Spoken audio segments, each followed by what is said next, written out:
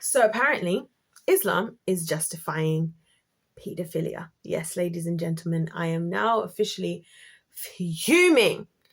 Absolutely fuming. And I'm going to back up my claims, ladies and gentlemen, because if you think that I'm talking crazy, the very Prophet Muhammad himself, the very famed Prophet Muhammad, the trustworthy, the kind, the gentle, that's why he was chosen, whatever. One of his 13 wives, Aisha, was 6 years old when they got married and 9 years old when they consummated the marriage. And this wasn't something uncommon. Oh no. This is a part of what Muslims believe. This is a part of Islam. This is something that is normal. And I have a whole article here breaking down all the various quotes from Muslim scholars, the hadiths, and you name it, right, to explain why this happens and what are the terms.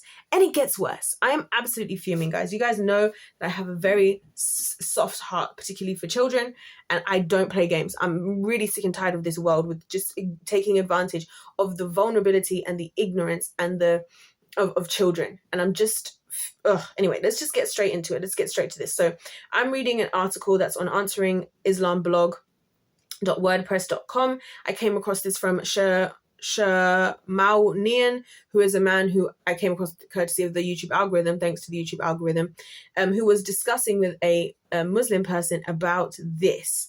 And he was like, because the guy was pretty much defending Islam versus as other over other religions, and then using all these sources.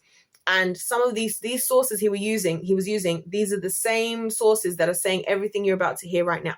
Okay, so the title of this article, which is already insane, Islam, the religion of paedophilia. This is what it says. So I'm just going to read my highlighted notes because it's a very long article to give you guys an idea of exactly what this is. So there is no set age limit for when a girl can be married off.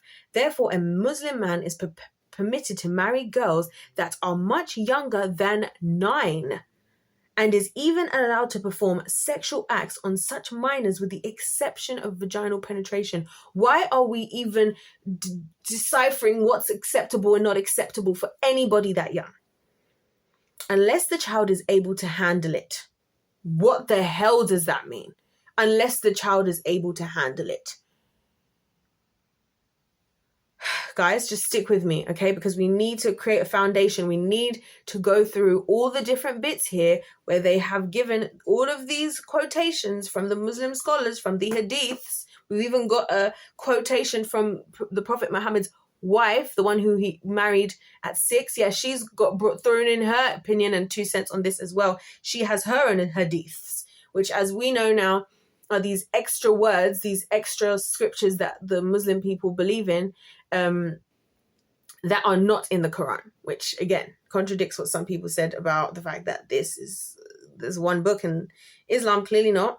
So just follow with me, guys. I know this is horrible to think about.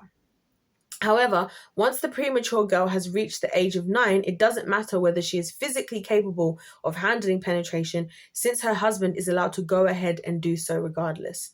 So this is what we're starting off with, guys. You just have to go with me on this. This is horrible, I know. Now, lest we be accused of making things up, we will quote some of Islam's greatest scholars and authorities to confirm everything we have just said. We begin with the following reference. So the first reference here is he's got a reference to the title of this reference says, Muslim schools of jurisprudence unanimously allow the marriage of young girls even if they are still babies in the cradle, but intercourse cannot occur until the girl can withstand penetration. How do you even judge that? Like, and who is even thinking about judging that on a child? Like, like there's more women in the world than there is men as well, right? So I don't physically, like, this for me is the epitome of demonic behaviors, because why are we even considering this? Anyway, so let's go to the Prophet Muhammad's wife that he married, Aisha. So here in this article, he says the Prophet Aisha, when she was 6 years old, the Prophet married Aisha when she was 6 years old, and the marriage was consummated when she was 9.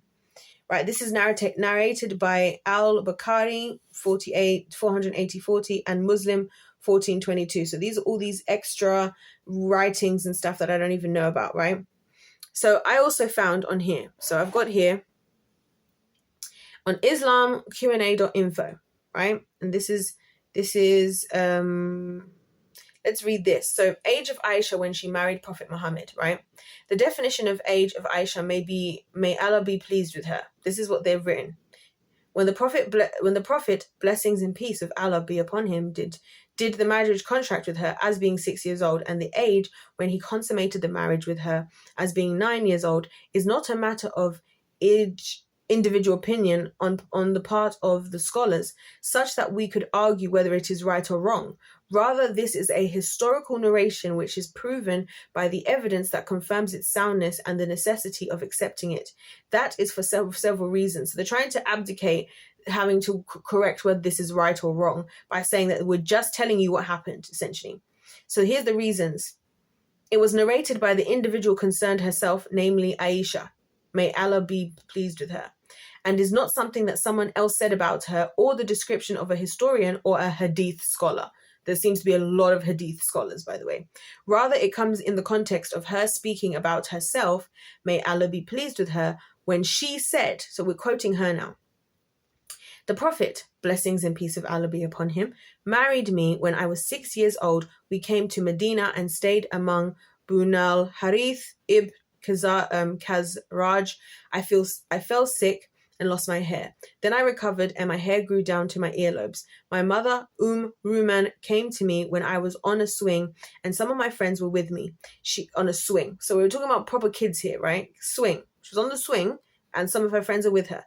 She called me loudly, and I went to her, and I did not know what she wanted of me. She took me by the hand and made me stand at the door of the house, and I was gasping for breath until I had to calm down.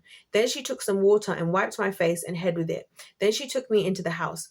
There were some women of the Ansar in the house, I don't know what the Ansar is, who said, with good wishes and blessings and good luck. She handed me over to them, and they adorned me, and suddenly I saw the messenger of Allah, blessings and peace of Allah be upon him. At mid-morning, they handed me over to him. At that time, I was 9 years old. So she's being handed over to Muhammad. This report, it says, is from Aisha, is the soundest of books after the Book of Allah. May he be exalted, namely the two Sahihs of Al-Bukhari and Muslim. So these are from the two soundest books of after the Book of Allah. Which who says that? Where do we get that from, and who says that? Who says that they're the soundest? Because it just seems like everybody gets thrown their 2 cents. It would be like me as a Christian all of a sudden telling you guys a whole bunch of things that I think, and then just being like, this is my I don't know, it's weird. So I find this very weird. Anyway, it was narrated from Aisha via a number of isnads, chains of narration, not by one. So they're basically trying to prove that this really happened and this was all her who said it. We're just saying that it's her who said it. We're just trying to say that this is history. We're not trying to be held as to whether this is right or wrong. So that's where we're at. Yeah, guys, I know. I didn't expect to be here either. So, continuing from the article. With regard to females, the father may give his minor virgin daughter who has not yet reached age of 9 in marriage. And there is no difference of opinion concerning that, if he gives her in marriage to someone who is compatible. I don't know how to say IBN, Al-Mundir, said, all of these scholars from whom we acquired knowledge unanimously agreed that it is permissible for a father to give his minor daughter in marriage if he arranges her to someone who is compatible, and it is permissible for him to do that even if she is reluctant. End quote. So first of all, how are you gauging the compatibility of a 6 or 9-year-old? Like, I don't understand this. Like, I really don't understand this.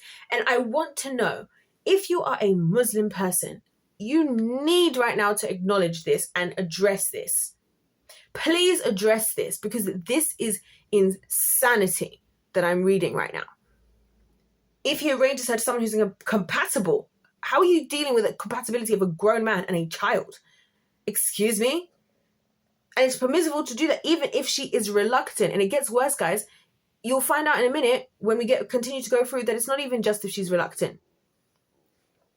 Fourthly, a man should not consummate marriage with his young bride until she is physically able to bear intercourse. Again, how are we gauging that? Who the hell is looking at a child like that? This varies from one time, place, and environment to another. So now we've quoted here, Islam question answer general supervisor, Sheikh Muhammad Salil, and all these other things. So that's another reference. Secondly, marrying a young girl before she reaches the age of adolescence is permitted in Sharia. Indeed, it was narrated that there was scholarly consensus on this point. So the scholars, the Muslim scholars, have agreed on this. So it was narrated, so we already and then we've got another quote here about Aisha. So it says, it was narrated from Aisha that Prophet married her when she was 6 years old, and he consummated the marriage with her when she was 9, and she stayed with him for 9 years. So the relationship ended. Wait, so if she stayed with him for 9 years, that's when she was 6. So did the relationship end when she was 15? Can I count? Yeah, when she was 15. Or even if we were to assume it was when she was 9 and then till she was 18, so they were married as long as she was underage. That's weird. And why did the marriage even end? Like, this is just insane, guys. Like, I don't want to hear nothing about nothing anymore after reading this. This is narrated again by Al-Bukhari, 4,840, and Muslim 1422, which according to the previous page are according to this, the most soundest books after the Book of Allah, right? Anyways, here's where it gets even worse. If the husband, so now we're in another section, I'm going through my highlights because there's a lot of proof here, there's a lot of quotes, because this guy was like, I'm not about to let you guys try and pretend this isn't what you believe. I'm going to give as many quotes as possible. We're not even going to get through all the quotes. I'm just giving you guys plenty that comes from them. So this isn't me just picking off a one-off thing. We're seeing how the community at large, the scholars, came together and have decided that this is what this is. So if the husband and the guardian of the girl agree upon something that will not cause harm to the girl, then that may be done. So again, this vague not cause harm. Who decides that? Because the thing is, if you're saying not cause harm, that could be your opinion. You could be like, oh, she's just reacting in a certain way, but she's fine. Like, she's not really in pain. She's not really this. Who decides what causes her harm? She's a child. She can barely even articulate what pain is. How many people have been through things in their childhood that you could now, as an adult, can finally articulate that you had no words to articulate as a kid, right? That's why you're supposed to be protected as a child. You're supposed to be protected in childhood because you don't have the words yet to explain exactly what it is that you need to say, right? You need to be given the opportunity you're supposed to be protected, right? In your innocence, for goodness sake. If they disagree, then Ahmed and Abu Ubaid say that 1, a girl reaches the age of 9, then the marriage may be consummated even without her consent. So we've said even without her consent. It's not just she's reluctant, without her consent, but that does not apply in the case of a girl who is younger. Let's continue. The marriage may be consummated when the girl is able for intercourse, which varies from one girl to another. That is sickening to hear. So how are we gauging that again? What is it that you're doing with these young girls to decipher? So no age limit can be set. This is the correct view. There is nothing in the hadith of Aisha to set an age limit, or to forbid that in the case of a girl who is able for it before the age of 9, or to allow it in the case of a girl who is not able for it and has reached the age of 9. Aisha was reached physically maturity at the time when her marriage was consummated. What do you mean, maturity? We'll come back to what they mean by that, because I have thoughts to say about this. This is again from the Sahih Muslim 9206. Here we go. It is preferable for a guardian, I've included this because they have said this, it is preferable for a guardian not to marry off his daughter when she is still young unless there is a valid reason. I don't care if you've said that. Because if you've opened up the door, if you open up the boundaries to allow for that to happen, and now can I just say, how dare you in Islam have the cheek to even be coming for us people who, for me, who's a Bible-believing, Holy Spirit-filled follower of Jesus, who's Jesus Christ as my Lord and Savior, how dare you try and talk about where I'm going to end up, or where we're going to end up, or where anybody else is going to end up, when this is what you're doing with kids? How dare you? It's preferable for fathers and grandfathers not to marry off a virgin until she reaches the age of puberty and they ask her permission, lest she end up in a marriage that she dislikes. I thought we've just said, and this is what I mean, they double back on themselves so that they can try and act like, oh, well, we're actually protecting the girl anyway, but you're actually not, though, because you're clearly saying here, you've clearly said that without consent, that the Muslim scholars came together to say that this can happen without the consent. What they said does not go against the hadith of Aisha, because what they meant is that they should not marry her off before she reaches puberty if there is no obvious interest to be served that they fear will be missed out on if they delay it, as in the hadith of Aisha. In that case, it is preferable to go ahead with the marriage because the father is enjoined to take care of his child's interest and not to let a good opportunity slip away. Sir, you have a good, if your daughter is 6 or even 9, you got a good decade plus worth of time to wait for another opportunity. Like, I don't know why we're talking about this like your daughter's pushing 70, right? And she's and the Grim Reaper is knocking on her door. Like, I can't understand this, guys, but this is what they're doing. This is, and it says, and Allah knows best. This is what they're saying. I did not expect to be here, ladies and gentlemen. Boy, did I not. And I'm not even happy about it. I'm furious. I'm furious on behalf of every single child, every single young woman, because at the point in your life when you're supposed to have your fathers of all people protecting you from that type of thing, protecting your innocence, allowing you to have a childhood, and before you're even able to articulate your own opinion, before you've even completely understood that you're even alive, right? Because we all know that there's a process of when you're a baby, then there's the day when you wake up and you realize that you're a person on planet Earth, right?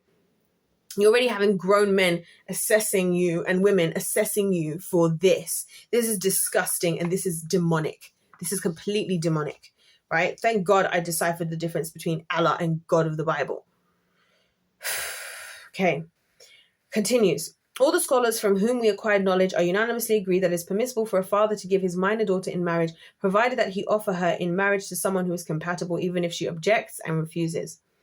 The fact is that it is permissible to give a minor girl in marriage. See how many times they've repeated this in all these different, because this is another quotation, another hadith now. Give a minor girl in marriage is indicated by the verse in which Allah may be exalted says, so when Allah says, according to the hadith, another hadith, the at talaq hadith now, and those of your women as have passed the age of monthly courses, for them the Ida, prescribed period, if you have doubts about their periods, is 3 months, and for those who have no courses, i.e. they're still immature. So the Ida, for one, has not started to menstruate, is 3 months, and the Ida of 3 months can only be required in the case of talaq, divorce, or annulment of marriage. So it then says here, so I'm just quoting my next thing I've written. It is known that at the age she would not be one of those. Okay. Aisha said, the Prophet married me when I was 6 years old and consummated the marriage with me when I was 9. These are all other quotations from other hadith. That's why it's repetitive. Agreed upon. It is known that at the age she would not be one of those whose permission would have been taken into account. Al-Athram narrated. So her age whatever she said wasn't going to be taken into account anyway. It just so happened that she agreed anyways, right? Al-Athram narrated that Qudama ibn Mazun married the daughter of Az-Zubair when she began to menstruate, and something was said to him. He said, if I die, the daughter of Az-Zubair will inherit from me, and if I live, she will be my wife. And Ali gave his daughter Kalthum in marriage when she was a minor to Umar ibn al-Khattab. So I just want to point this out, ladies and gentlemen, right? So this hits home for me on so many levels, particularly because I was personally, not that anybody asked, 9 years old when puberty hit for me as well. And I'm just envisioning, as an adult, looking back at myself, being in this position. I can't fathom this. Like, I literally cannot fathom this idea and how, again, I'm going to point out where the issues, how this happens. This happens when you have a religion that is based off of a human being, all human, 100% human, that supposedly gets information from an angel that we now all trust in, all of us, the whole belief system. And then we then decide as well, not only are we going to have this as the holy book, we're going to have everybody else throw in their 2 cents. This is why Jesus had to be God. This is exactly why Jesus had to be God, because Jesus had to be perfect. He had to be, this is why one of the reasons I'm against communism, ladies and gentlemen, because the only way communism works is if it's Christ, because all power corrupts, absolute power corrupts absolutely, right? As humans, the more power we have, this is an observation I've made. If you guys are ready to wake up to the world we live in, stay tuned to what I'm about to say. If you look at the world we live in, the more power people get, they don't do more good. They do more evil.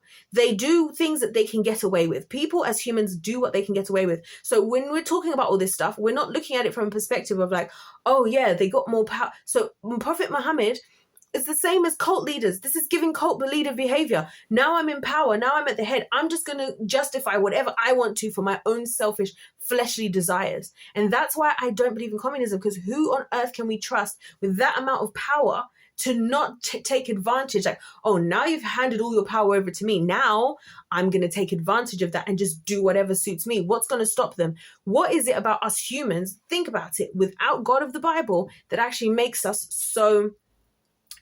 is there anything that makes us unconditionally selfless? No, there isn't. We're selfish. We're all selfish in certain ways. In some ways, it's healthy, as in, yes, there's some ways we're selfish in terms of putting our own family before other people's families, as far as you're going to obviously look after your family, make sure your household is looked after before you start helping another household. That makes sense, right? I get it. But what I'm saying, and that's not an issue, by the way, at all. I'm just saying that we do not have the capacity or the ability to look after all of everybody's needs and protect everyone and keep ourselves as selfless, unconditional beings as God does. That's why Jesus had to be God, so he wouldn't end up with this disgusting behavior. And then you want to talk about, oh, we value women and all of this in the little booklet, the booklet that I got with the Quran. No, the freak you don't, because if you did, that's destroying women from childhood. And then Muhammad just disposed of whatever happened. I don't know what happened. Somebody tell me what happened. I didn't know I was going to ask that question, in fairness. So there's no way I could have known to have prepared for it. But now that she's done and dusted, now that she's not even of age or barely of age, and now you're done with her. Like, this is the most evil thing I've ever heard. And this is why this religion is not logical for me. It's not physically logical. It's not physically logical to trust in humans in a places of power alone. That's why for myself, I want to be anchored in God. I'm like, God, don't put me anywhere at a place of power without me being anchored in you, because I don't want to start taking advantage of any type of position that I have for my own selfish, disgusting needs. We see that happening even in the church, even in I should call them the people masking as if they're the church and masking as if they're people of God. Because if they were true people of God of the Bible, they could never. Because God has a lot to say about what people do, people who hurt young people, right? And for children. They do the same thing. They utilize their places of power in these religious institutions to take advantage of people. That's what people do. That's why we don't trust people. That's why we don't trust people. That's why it's not that Jesus was just a human. Jesus had to be God. Because if Jesus was a human, then he'd be the same like all of us, which when given power, do what we can get away with. That's why people will complain about, Mark Zuckerberg did this. Oh, Bill Gates did that. Oh, so-and-so did that. Yeah, but guess what? They do what they can get away with because they can get away with it now. But in another area of their life, maybe when they were smaller, they couldn't get away with doing certain things. No, but now they can. Jeff Bezos, again, even is another one, right? We all sit here talking about climate change, right? But with the same people who allow them to get away with, the likes of Jeff Bezos, people are ordering 8-10 different boxes from Amazon every day. I'm like, so who do you really care about? Do you really care about the planet? Because it's look how convenient it is for you to say that you live a lifestyle of where you care about the animals, you care about the planet, but you're ordering 5 boxes from Amazon every day. Oh, that's easy for you to do, right? Because nobody sees what you're doing in your own private time. But then you get to sit on your high horse of self-righteousness talking about, I'm trying to protect the planet. Yeah. And then we talk about, Jeff Bezos is contributing such and such amount of emissions and pollution and this to the environment. But who's buying it? Yeah, they do what they can get away with. That's why even when we talk about stuff about these people are doing, it doesn't matter because they continue to get away with it because we give them the power. Because that's how it is that we are as humans. Because ultimately we're selfish.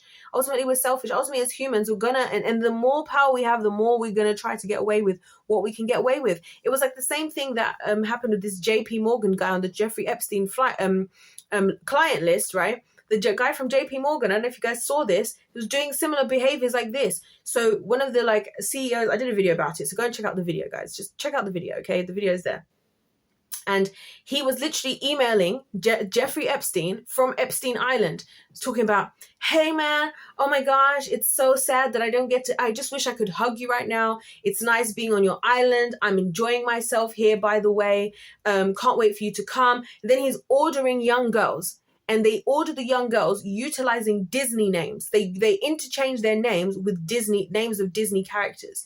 That's how they're calling these young underage girls. And he's ordering them while him and Jeffrey Epstein. And you guys will be like, oh, how are they getting away? They can do it because they can get away with it. Because we're not doing it. This is what I'm saying, guys. People do what they can get away with. You think with power, they're going to be like, oh, I'm going to be some wholesome person. No, with all this power and without God, all of our sick and twisted areas of us as humans come to fruition. And people start doing things. That's why I'm like, when people be like, oh, so-and-so was doing this. I'm like, listen, when people get to power, we start to see their true colors. We see their true colors when they're in a place of power. Oprah Winfrey, she's another great example. Yeah, she was the people's person. She was the first Black woman to have a chat show on live TV, blah, blah, blah. But then look at her now, bestie buddies with Harvey Weinstein, right? Bestie buddies with Harvey Weinstein. Excuse me, lady, Harvey Weinstein, who's known to do heinous crimes and heinous things. Why can she do that and can maintain her priority? Because now that she's in a place of power, she's got money, she can do whatever and she can get away with it. Kris Jenner, the mother of Kim Kardashian, right? She put a price on her daughter's body, sold her online. Why are that family still making money? Why are they still rich? Because they've got power. They can do whatever now because they can get away with it. They can get away with lying about the fact they're getting plastic surgery because they only film 6 months of the year at a time. So in the 6 months when they're not filming, they're getting plastic surgery and they're hiding and no one sees them. Then they come back on the show and they look different. And then they say, oh, this is my new workout plan. Sign up for my workout plan. Sign up, buy Skims, buy this, buy the Kylie Jenner lip kit, right? Why do they do it? Because they can get away with it. You think people with power decide that they're going to do the right thing? No, they don't. That's not how human beings work, ladies and gentlemen. Look around the world right now and see that for yourself. How do all of these leaders, look at places like Africa. In Africa, do you know how many African leaders, African countries would shift if the leaders were not so selfish? But you know what they do? They're selfish and they focus on themselves and their little posses, and all the money that comes in, all the help that they have, all the things going on in the country, they focus on themselves. So many of the countries in Africa, the story would change in those countries without help from anyone if the people sitting in power were not selfish. But why do they do it? Because they're in power. They do what they can get away with. Human beings do what they can get away with. That's what I believe. You can't convince me otherwise. And so this, again, is reeks of human being and godlessness and lawlessness. What do you mean you're talking about if a girl is able to handle penetration? Are you kidding me? Are you actually kidding me? Like, I'm done. Like, I was trying so hard, ladies and gentlemen, like, to really just hear this out, like, have an open mind, because but this is too far. We shouldn't have to be discussing this. It's like the same thing when people talk to a younger person and then they have to start bringing up their age. Yeah, but she was 18. If you're saying that and we're having to go back to the law to justify your actions, but everybody's so uncomfortable that we have to trust in a law, that frankly, let's talk about the laws even in the United States and whatnot, and these parties. One of the reasons that there's a split government ever started in the first place in America was because of those laws, because some people wanted to be able to justify this underage, this, that, and the other, while other people didn't. This is one of the many things in the history. There's many of other things as well. And other people were not comfortable with it. And they were like, we don't want to do that. And it's part of the things that actually split the government or the parties in America in the very first place. Right? So I'm just saying there's a lot of people trying to justify these things, or like the people we're now classing people into children as minor attracted persons, MAPS, minor attracted persons. You have people in court. I did a video about this as well. I did a video about my minor attracted persons. I did a video about the guy in court who was getting caught for doing these types of heinous crimes. And what did he say in court? I identify as an 8-year-old girl.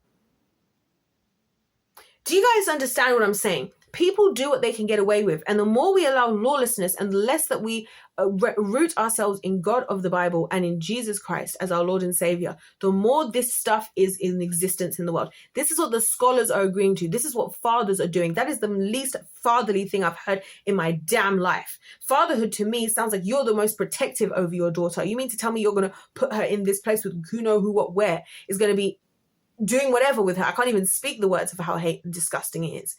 Literally, these are the days where I just can't stand humanity and I can't stand planet Earth. I just think I'm flawed. And then you have the audacity to try and talk about, oh, Christianity is this and this. Please, no thank you. I don't want to hear it. Anyways, guys, I'm done. Like, this is just enough. I'm done. Literally, I'm done.